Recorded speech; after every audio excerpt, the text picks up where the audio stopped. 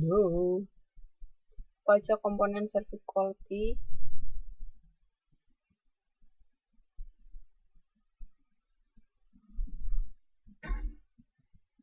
Keandalan, ketanggapan, jaminan, empati berwujud.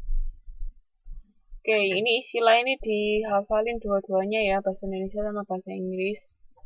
Karena kemungkinan besar akan keluar. Jadi kalau jasa itu kita bicara kualitasnya. Biasanya itu yang paling penting, service quality. Nah, oke, nanti kita bahas lagi yang 5 itu tadi. Jadi ada 5, reliability, responsiveness, assurance, sama empathy, sama tangible. Nanti kita bahas satu-satu. Kalau dilihat dari gambar ini lihat nih, dari kualitas yang diberikan, atau kualitas produk juga, ada harga. Nah, tiga komponen ini itu akan mempengaruhi customer satisfaction. Ada yang tahu customer satisfaction itu apa?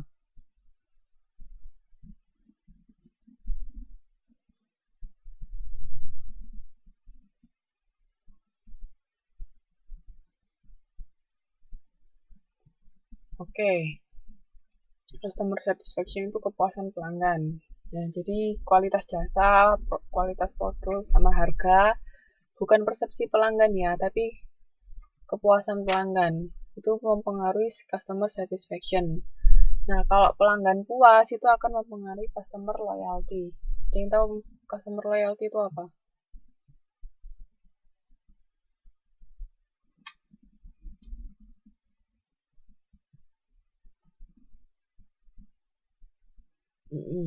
Customer loyalty itu pelanggan yang setia. Jadi kalau konsumen itu puas, dia akan setia pada satu perusahaan jasa. Terus kepuasan pelanggan itu bisa dipengaruhi dari personal factor sama situational factor. Jadi seperti itu.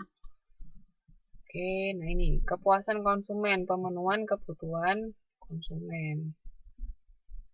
Nah, di sini ada yang namanya kesenjangan-kesenjangan. Kesenjangan yang dapat menyebabkan penyampaian pelayanan tidak berhasil. Ini ada 5 kesenjangan antara harapan konsumen dan pandangan manajemen. Ada yang tahu maksudnya enggak?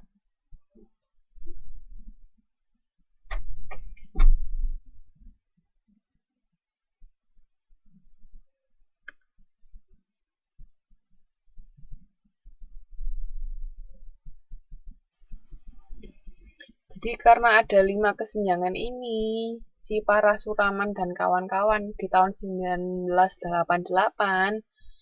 dia mereka memunculkan yang namanya service quality itu tadi.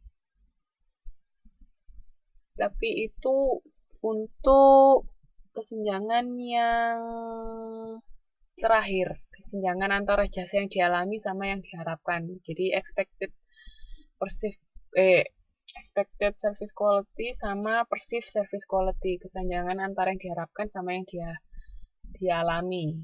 Itu mereka bikin service quality yang 5 tadi, yang reliability, terus responsiveness tadi. Itu di tahun 1988. Nah, ini juga dari para Suraman dan kawan-kawan, mereka menyampaikan ada 5 kesenjangan. Ini di sini ini kan kalau di buku di halaman 3.16 itu kan para Suraman tahun 91. Yang pertama papernya tahun 88 sebenarnya. Nah, jadi ada ketimpangan. Di sini yang pertama antara harapan konsumen sama pandangan manajemen. Benar nih. Jadi pihak manajemen itu nggak paham sepenuhnya apa yang konsumen inginkan. Makanya di situ ada kesenjangan kan. Jadi bisa jadi pihak manajemen itu memberikan sesuatu yang sebenarnya konsumen nggak butuh. Justru yang konsumen butuh mereka nggak bisa memenuhi. Itu kesenjangan yang pertama. Terus kalau yang kesenjangan kedua, kesenjangan antara pandangan manajemen sama spesifikasi pelayanan. Apa itu maksudnya?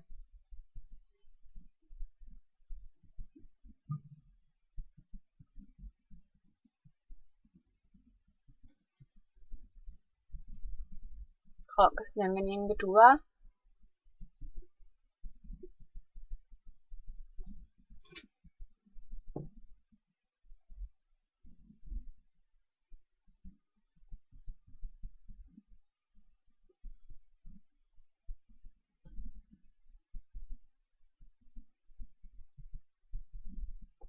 Tidak dijabarkan ke dalam spesifikasi pelayanan. Maksudnya apa?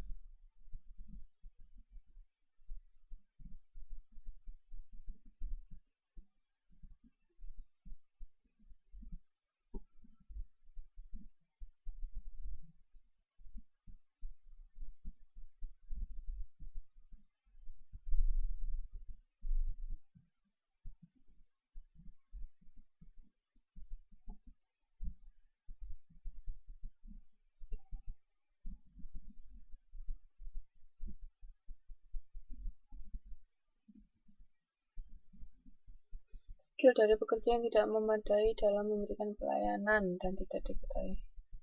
Ya, bisa seperti itu. Jadi, manajemen itu beranggapan, oh kita harusnya memberikan pelayanan yang cepat misalnya. Tapi padahal spesifikasi pelayanan di sini maksudnya, padahal karyawan itu kualitasnya atau skillnya belum sampai apa yang diangan-angan atau ada yang ada di bayangan manajemen. Jadi itu makanya nggak sesuai kan.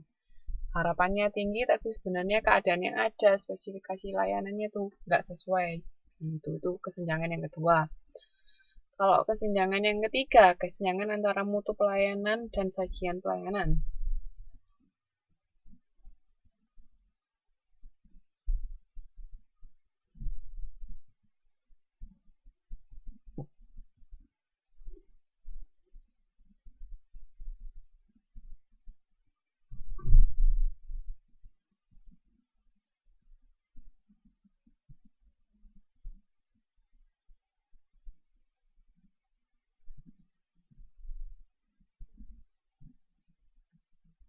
Harapan manajemen.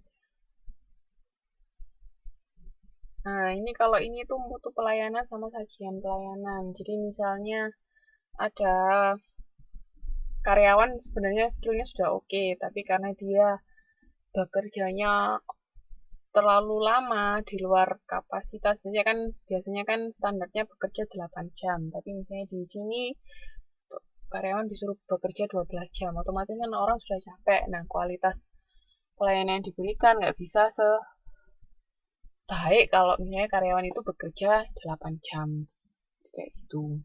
Itu kesenjangan antara mutu pelayanan sama sajian pelayanan. Nah, kalau yang keempat, kesenjangan antara penyajian jasa dan komunikasi eksternal. Ini maksudnya apa?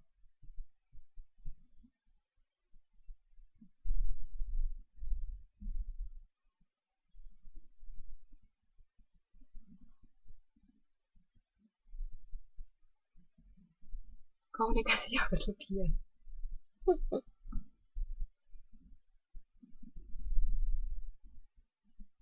Janji-janji palsu. Ya, kurang lebih seperti itu. Jadi gembar-gembornya seperti apa, tapi nyatanya alay jalan. Kalau nggak gitu nanti nggak ada yang mau beli, Mbak. Jadi yang dijanjikan nggak sesuai yang diberikan. Itu kesenjangan yang keempat. Nah, kalau kesenjangan yang kelima ini tadi, yang apa cikal bakalnya muncul service quality tadi. Jadi jasa yang dialami sama yang diharapkan oleh konsumen itu berbeda.